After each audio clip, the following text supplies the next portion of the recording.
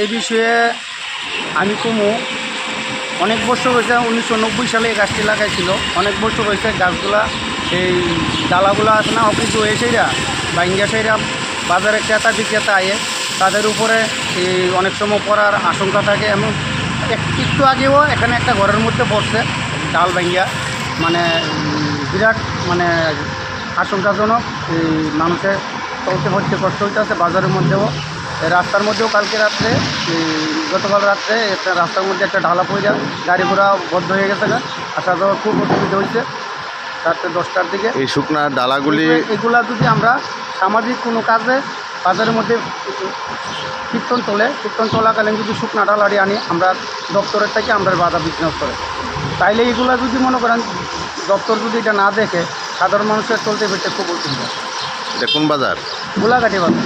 আপনার নাম? হরিচন্দ্র।